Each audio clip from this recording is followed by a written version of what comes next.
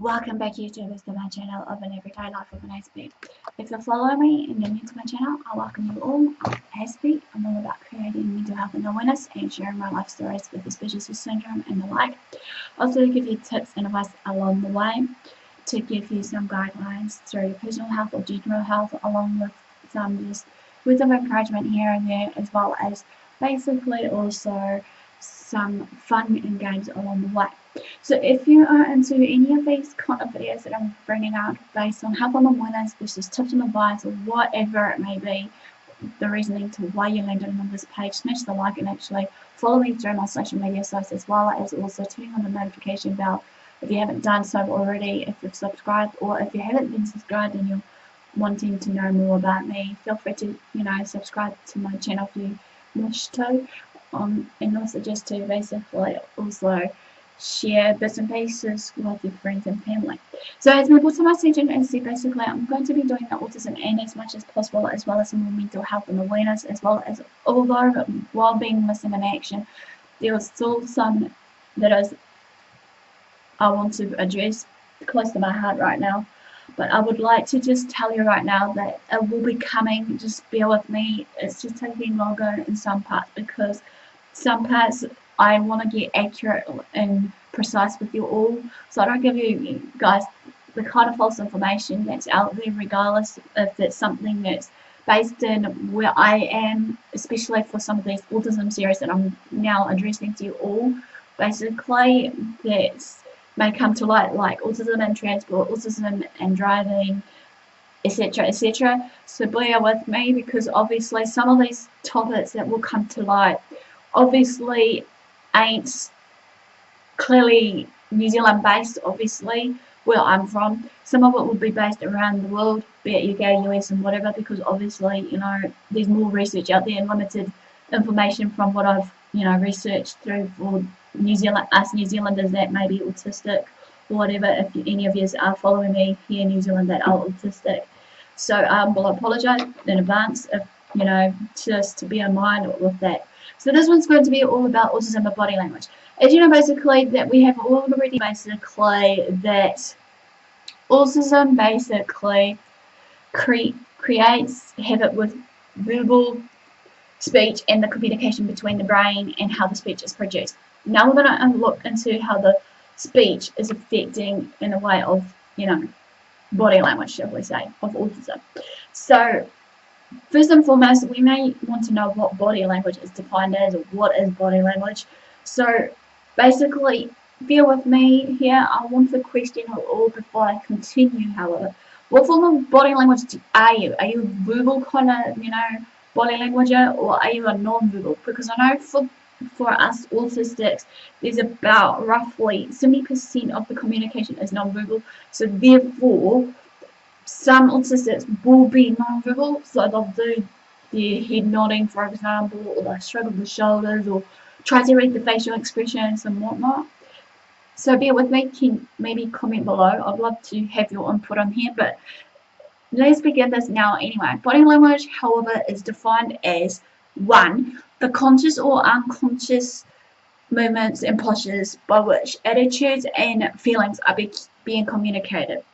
Or another way of looking at it, when I was doing it through my business communication papers, is non-verbal communication by means of facial expressions such as your eye behaviours, your gestures, postures and the like, often thought to be involuntary movements.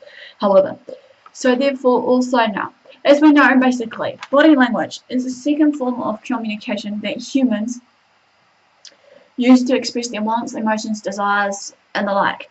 As with speech, the autistic child will then, however, have difficulty or no skill at all deciphering what a person is saying with their facial expressions or the body language that is being produced or shown out to us. But just remember, not all autistics is the same when it comes down to body language and all these other topics I'm sharing. Every one of us will fit into a category or a box of certain things, of our limitations, of what we know and know about. If you want someone to come closer, you wave to them, right? If you want somebody to know you're angry, you usually have to have a skull on your face or make something like noise. If you're sad or happy, you can see the emotion in your facial expression and how you're moving your body about. The autistic child, however, doesn't have that form of understanding or either the body language of facial expression. They're in a world of their own that is centered in themselves, which obviously it's not selfish, basically, just bear in mind this. This is just how they run with it, basically. So, then they have the nuances of a gesture or a hand motion that is lost to them. Most autistic children have a hard time making eye contact during conversation. I'll be doing more about face recognition or eye contact later if you want to know more. If the adult speaking or working with them does have this knowledge of no eye contact, it can be very difficult for that adult to understand what is happening around them. It can be frustrating for both the adult and the child when that simple knowledge can serve a lot of grief and havoc. The child may be listening to you and maybe even understanding to what you have said, but their attention and focus looks like it is on something else. The autistic child, however, may not even be looking at you into what you are thinking, onto what they're looking at. Eye contact is a simple human reaction to communication, and that reaction within them doesn't exist, however, for an autistic. Even the simple of activities of pointing to something you want can be lost in translation to the untrained parent or teacher. However, for example, if the child is pointing at a cookie, the cookie may not be the object of their desires. The cookie is a symbol that may represent that they are hungry, or it may be so abstract that the shape of the cookie is round, is the same shape as the toilet they may need to use the restroom. Even colour may be an indication of a connection between a want and an abstract idea. It takes time and observation and a lot of out-of-the-box thinking to link the communication patterns of an autistic individual.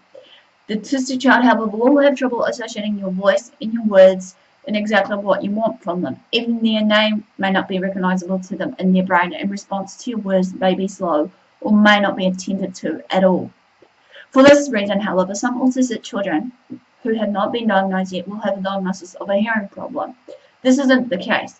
The child just doesn't know how to respond to your words, and if they respond, it may not be the manner that the parent or the adult will least likely expect. The use of criminal sentence for a mild autistic child is again a problem. Personal pronouns and verb agreement sometimes doesn't meet what the child wants to say. Or shall we say, doesn't mean what the child wants to say. You must say, it's your birthday today, and the child will repeat the entire sentence back to you without changing the your to mine. So therefore, again, this is a form of echolalia, which I've clearly addressed to you all, which I'm going to link the description if you wish to hear about it. First, second, and third person isn't always used correctly or will not be used at all. Some autistic children, however, will be stuck on one view of a person and will use it in every context. It takes patience and time to be able to build a communication process, and even with both the autistic child may never be able to communicate their needs. Childproofing your home for your autistic child.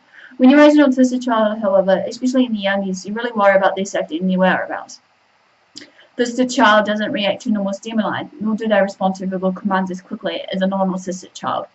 Their curiosity and lack of understanding of danger may put them in harm's way, more than what a normal preschool child would. There are certain things you can do to make your home more autistic child friendly, and these few precautions could make your household safer and give you the peace of mind. Locks and latches are the best things to keep cabinets closed and locked from the curiosity of your autistic child. Chemicals and cleaners need to be kept locked at all times, and anytime they are in use, they need to be watched carefully. Lock away anything that could be a source of harm to your child, regardless of what it is. This could include the knife drawer, your sewing basket, chemical closets, and other things that you could foresee as a possible harm for your child. There should be locks on anything of danger, especially gun cabinets and any other things that could be a danger to anyone. Using a cordless or wireless phone is a good idea as you go through the day with your autistic child. Talking on the phone, being restricted to one place during your conversation will take away your concentration on the supervision of your child. Another reason you might want to consider a cordless phone, however, is to have the availability to call for assistance if you are or your child is in danger. The wireless phone will then tend to be your business and also give you the assurance that help is just a phone call away. It may not be the greatest danger, but you should bind up cords from the drapes and curtains. A curious mind can control all sorts of dangerous activities with a hanging cord. They are in danger of hanging themselves or getting caught in the puddle and having a panic attack that could lead to dangerous behaviours. If you have pets around, an autistic child could innocently injure them by tying them to the cord. Anything that loops and could fit around the necks.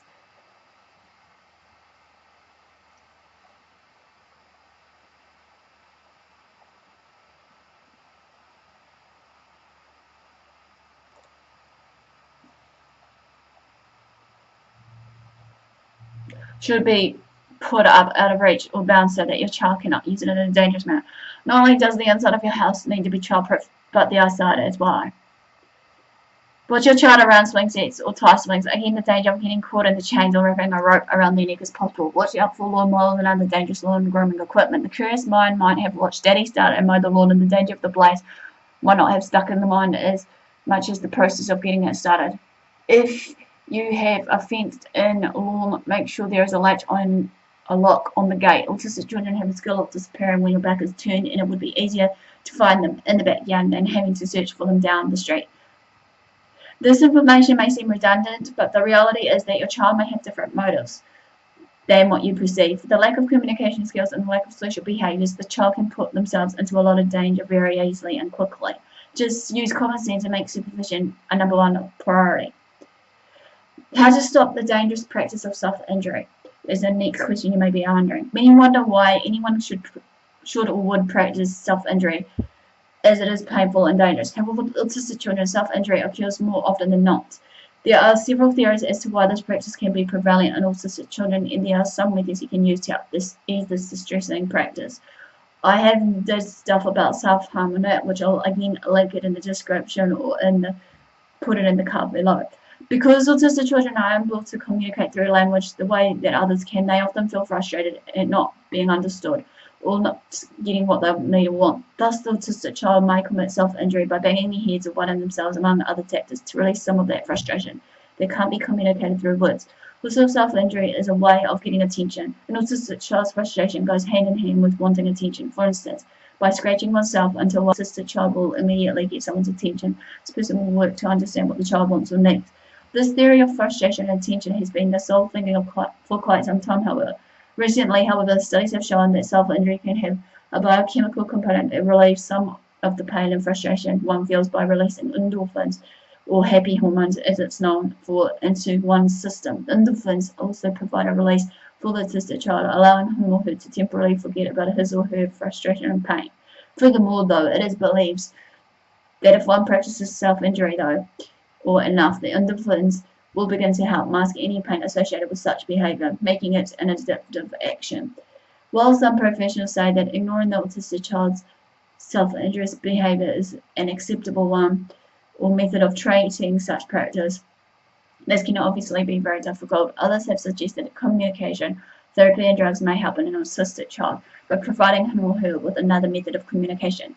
There are drugs, however, that will help stem the addictive behaviour of releasing endorphins into the system, and thus will help these such behaviours. There are also nutritional solutions available. Vitamin B6 and calcium have been said to help many families with an autistic child. For the family members involved, communication training to learn how to communicate with an autistic child is also extremely important. Because normal adults and even children and teenagers are also accustomed to communicating through easily recognizable words or body language. They have to learn that communicating with an autistic child requires a completely different process. By looking for solutions for both the family and the autistic child involved in self-injurious behaviour, one may be able to overcome this distressing practice. How to deal with autistic teenagers is the last bit. For most parents, one of the most trying times in their lives is during the transition from a young child to teenage years. When puberty hits, young adults go through a series of changes, as well as the serious changes in their bodies and minds. Parents will have little or no control over many of the situations that may occur, though, however. In an autistic child, puberty is no different. Although your autistic child isn't experiencing puberty in quite the same ways as others his or her own age, major hormonal changes still occurs in the body. This can lead to extreme results, and this can either be good or bad depending on how your child reacts to the new hormone levels. One of the scariest side effects of change in the autistic person's body is the onset of seizures. Many autistic individuals experience seizures from birth to adult, but even if your child doesn't suffer from these episodes, they may begin to experience seizures during puberty and long afterwards, due to the new levels of hormones in the body. Strange as it may sound, violent shaking seizures aren't necessarily a bad thing. Almost a quarter of autistic children, however, may experience some seizures, but many go undetected because they aren't textbook versions of seizures. If you recognize that your child is experiencing a seizure, you can do something about it, and doctors will be able to treat your child for you. However, if the seizures are subconsciously happening, you and your child may not realize it. The result of these small hidden seizures can be a loss in function, which can be devastating, especially if your child was improving before puberty. Regular checkups, however, during puberty, therefore, are extremely important. The changes might not necessarily be a bad thing. New hormone levels in the body and the changes associated with puberty might help your autistic child to grow and succeed in areas which they may normally have no skill or interest of. Many parents report that their child's behavior has improved, and that learning in social settings was easier. The important thing about a puberty here is to learn to monitor the changes in your child very carefully, and to ask your doctor lots of questions. Remember that puberty is a difficult experience for any young adult, and so it will be even more difficult for someone with autism. Try to practice patience and understanding with your teen, and be careful to regulate their autism so that the transition from child to adult stage will run smoothly between you and the parent. Well, this basically ends Autism and body language. Give me a like for a thumbs up. Comment below. Feel free to share these videos around. Feel free to follow me on my social media sites. Feel free to turn on the notification bell if you haven't done so already. If you haven't subscribed, feel free to share these videos. Subscribe to my channel if you haven't done so already. If you want to be part of my family and just want to get up to date with what I'm up to, feel free to follow me on my social media sites. And all of you guys, thanks for watching. Do what you love what you do. Until next time, Aspie signing out. And to ask your